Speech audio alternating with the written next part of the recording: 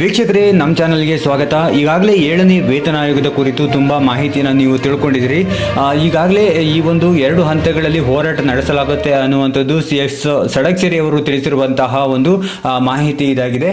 ಹಾಗಾದರೆ ಈ ಒಂದು 2 ಹಂತಗಳಲ್ಲಿ ಹೋರಾಟವನ್ನು ಯಾವ ರೀತಿ ಮಾಡಲಾಗುತ್ತೆ ಅನ್ನುವಂಥದ್ದು, ಅಂದರೆ ಈ ಒಂದು ಜುಲೈ 8ರಿಂದ 14ರ ತನಕ ಏನು ತಾಲೂಕು ಕೇಂದ್ರಗಳಲ್ಲಿ ಹಾಗೆ ಜಿಲ್ಲಾ ಕೇಂದ್ರಗಳಲ್ಲಿ ಮನವಿಯನ್ನು ಸಲ್ಲಿಕೆ ಮಾಡಲಾಗುತ್ತೆ. ಅದಾದ ನಂತರ ಈ ಒಂದು ಮನವಿ ಸಲ್ಲಿಕೆಗೆ ಸರ್ಕಾರ ಯಾವ ರೀತಿ ಅದಕ್ಕೆ ಸ್ಪಂದನೆಯನ್ನು ನೀಡುತ್ತೆ ಅನ್ನುವಂಥದ್ರ ಮೇಲೆ ಇಲ್ಲಿ ಕಾದು ನೋಡಬೇಕಾಗಿದೆ. ಹಾಗೆ ಸರ್ಕಾರ ಬೇಡಿಕೆಗೆ ಒಂದು ವೇಳೆ ಸ್ಪಂದಿಸಿಲ್ಲ ಅಂತಂದ್ರೆ ಏನು ಅಧ್ಯಕ್ಷರು ಹೇಳಿರುವಂಥದ್ದು ಏನಂದ್ರೆ ಅನಿರ್ದಿಷ್ಟಾವಧಿಗೆ ಮುಷ್ಕರವನ್ನು ನಡೆಸಲಾಗುತ್ತೆ ಅನ್ನುವಂಥದ್ದು.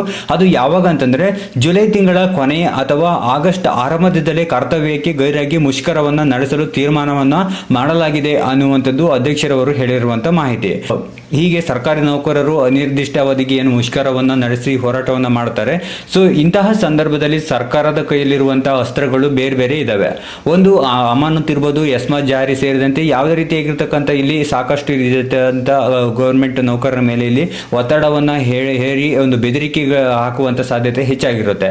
ಆದ್ದರಿಂದ ಇಲ್ಲಿ CS ಸಡಕ್ಷರಿ ಅವರು ಏನು ಹೇಳಿದ್ದಾರೆ ಅಂತಂದ್ರೆ, ಇಲ್ಲಿ ಸರ್ಕಾರದ ಯಾವುದೇ ಒಂದು ಬೆದರಿಕೆಗೆ ಇಲ್ಲಿ ಬಗ್ಗದೆ ಕರ್ತವ್ಯವನ್ನ ಇಲ್ಲಿ ಬಹಿಷ್ಕಾರ ಮಾಡಿ ಚಳವಳಿಯನ್ನು ನಡೆಸಬೇಕು ಅನ್ನುವಂಥದ್ದು CS ಸಡಕ್ಷರಿ ಅವರು ಸರ್ಕಾರಿ ನೌಕರರಿಗೆ ಒಂದು ಕರೆ ನೀಡಿ ಹೇಳಿರುವಂತಹ ಮಾಹಿತಿ ಇದಾಗಿರುವಂಥದ್ದು.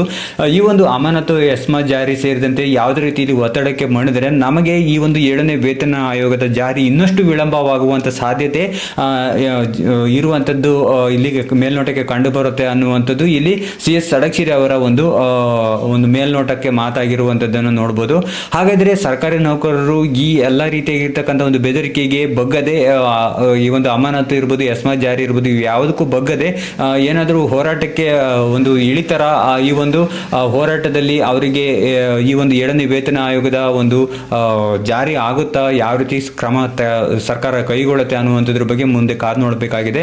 ಯಾಕಂತಂದ್ರೆ ರಾಜ್ಯ ಸರ್ಕಾರ 7ನೇ ವೇತನ ಆಯೋಗದ ವರದಿ ಜಾರಿ ಹಳೆ ಪಿಂಚಣಿ ಯೋಜನೆ ಏನಿದೆಯಲ್ಲ ಇದನ್ನು ಮುಂದುವರಿಸುವುದು, ಆರೋಗ್ಯ ಸಂಜೀವಿನಿ ಯೋಜನೆ ಜಾರಿ ಸೇರಿದಂತೆ ಇಲ್ಲಿ ಯಾವುದೇ ಬೇಡಿಕೆಗಳನ್ನು ಈಡೇರಿಸಿಲ್ಲ. ಆದ್ರಿಂದ ರಾಜ್ಯದಲ್ಲಿ ಏನು 6 ಲಕ್ಷ ಸರ್ಕಾರಿ ನೌಕರರು ಇದ್ದಾರೆ, ಇವರು ಏನು ಮುಷ್ಕರಕ್ಕೆ ಇಳಿಬೇಕು ಅನ್ನುವಂಥದ್ರ ಬಗ್ಗೆ ಇಲ್ಲಿ ಹೇಳಲಾಗಿದೆ. ತಮ್ಮ ಒಂದು ಹಕ್ಕುಗಳನ್ನ ಇಲ್ಲಿ ಪಡೆದುಕೊಳ್ಳಲು ಇಲ್ಲಿ ಹೋರಾಟ ಅನಿವಾರ್ಯವಾಗಿದೆ ಅಂತ ಇಲ್ಲಿ ಹೇಳಲಾಗ್ತಾ ಇದೆ.